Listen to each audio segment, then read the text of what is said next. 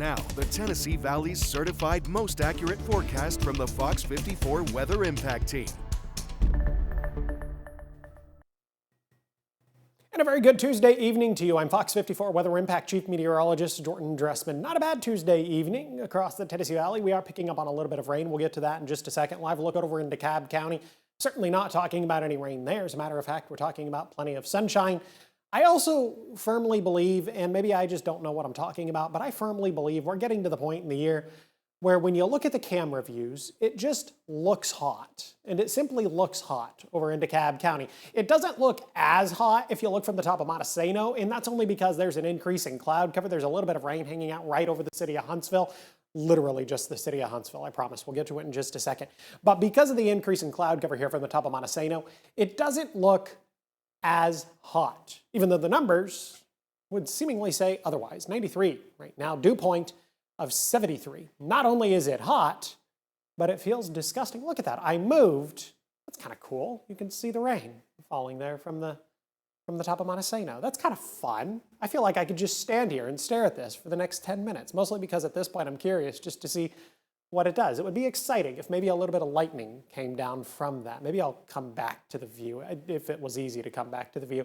Now we go kind of close to downtown Huntsville. It's not raining here over the parkway, but the cloud cover, the kind of the dark sky would seem to say otherwise, but it's not raining here if we look northbound on Memorial Parkway. I promise we're going to get to the rain in just a second. I wanted to hit on this real quick.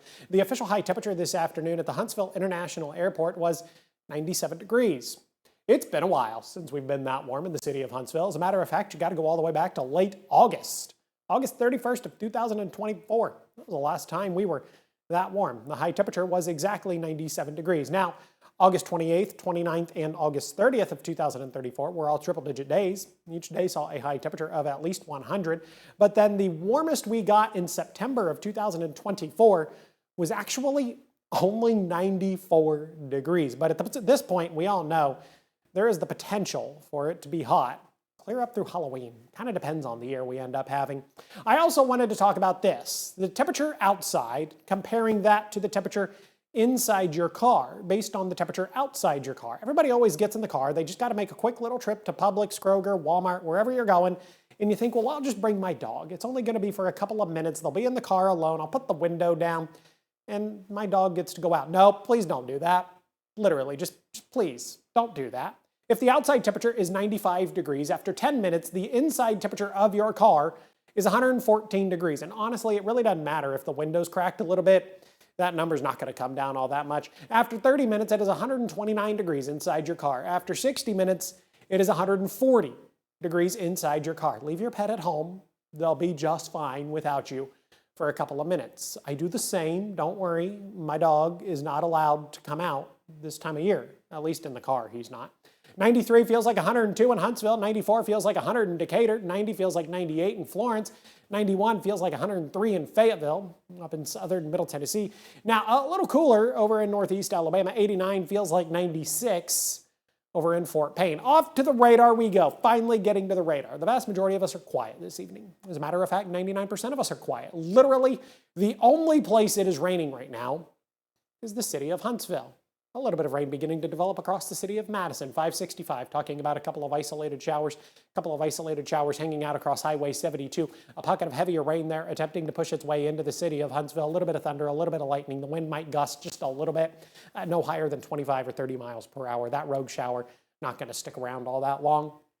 Heat advisory is going to be with us until we get to the later part of the work week. It was supposed to expire at 7 p.m. on Wednesday.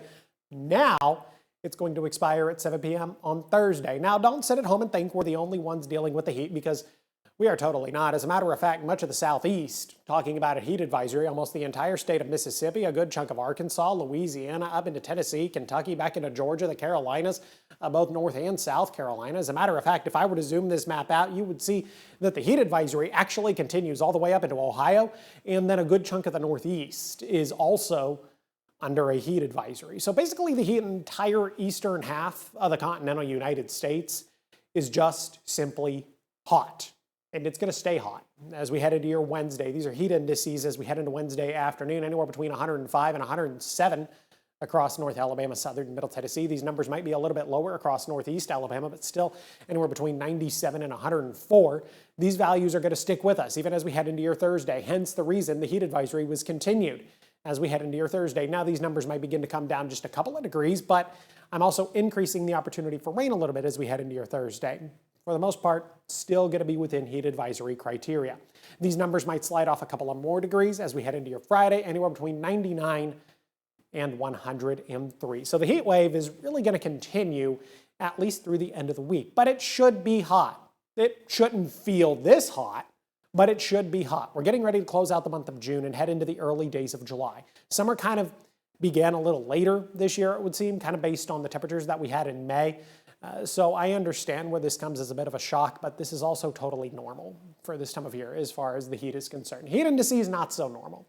Air temperatures, a little more normal.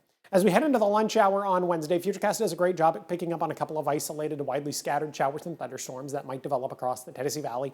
Doesn't keep this activity around very long, really begins to fizzle it out Wednesday evening and then into the overnight. But look what Futurecast tries to do as we head into the earliest hours of Thursday morning. Tries to bring an additional round of scattered showers and thunderstorms into the Tennessee Valley. I don't necessarily buy this. We're not talking about the atmospheric dynamics in place to support overnight shower and thunderstorm activity. We're kind of consistently talking about our summertime weather pattern, where a lot of this activity is going to be diurnally driven, where it pops up in the middle of the afternoon, sticks with us through the early part of the evening, and then fizzles away. A couple of models have shown maybe a rogue shower developing through the earliest hours of Thursday morning. That's why I'm showing you this now. This specific model is going to get an updated run here in a couple of hours, so I'm kind of excited to see that and see if it actually maintains that chance for showers and thunderstorms. Then as we head into the early part of Thursday afternoon, showers and thunderstorms develop across the Tennessee Valley. Like I said, it looks like this activity could be a little more widespread through the heart of Thursday afternoon and then as we head into Thursday evening, but then this activity quickly dies off Thursday night by the time we get to Friday morning.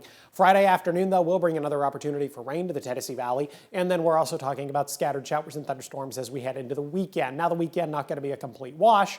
I just understand that there is a little bit of rain in the forecast. Rain chances continue to increase as we head into Monday and Tuesday of next week. I also want to talk about pavement temperatures as we head into Wednesday afternoon. Pavement temperatures anywhere between 135 to 145 degrees. We're still talking about your pet here.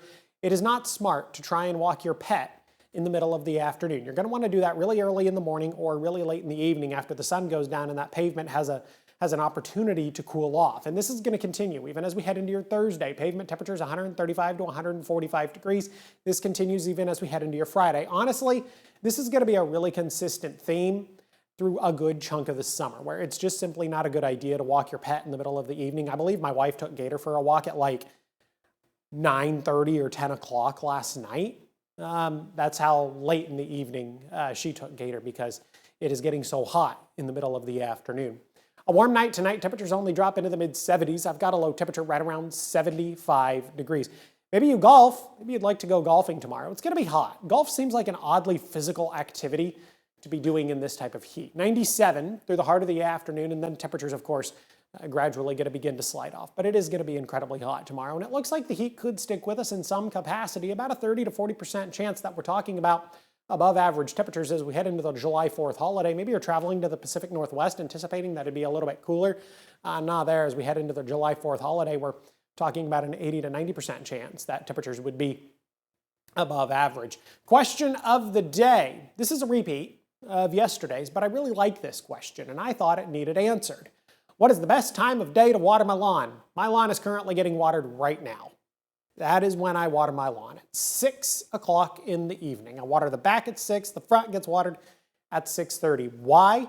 Because it is just before sunset. I don't do it overnight because if I do it overnight, then you could get a little bit of a fungus to develop. You could get some mushrooms to develop in your yard. So I do it during the later part of the evening to begin to lose some of that moisture, but obviously I don't lose all of the moisture. Now, you don't want to water your lawn in the middle of the afternoon. If you water your lawn in the middle of the afternoon, you're going to end up giving up 90% of that water to evaporation, and most of it is probably never, ever going to make it into the soil.